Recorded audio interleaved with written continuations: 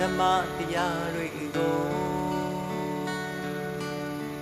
လောက၌မပပြောင်းရစေနိကတောဘာသာစီကဖို့ဆိုတာသာသနာမကွယ်ဖို့အဓိကအရေးပါသွန်သင်တတ်သောမြတ်တန်လာ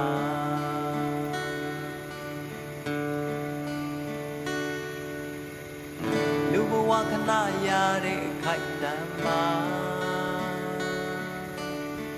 ဗုဒ္ဓရဲ့တရားနဲ့မွေးတန်တာ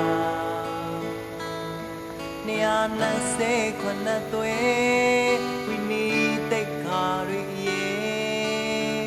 စောင့်ထိန်ငါကြင်ကြံလို့တကယ်မြတ်သာသနာကိုတွန်းရှိရန်ရည်ရွယ်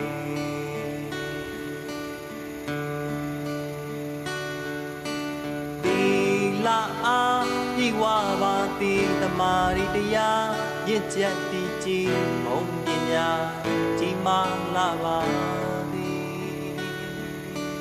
ရှင်ယဟန်အစပြုသာတည်ဆရာတော်များနှင့်များတန်ခါသည်ဒုက္ခသ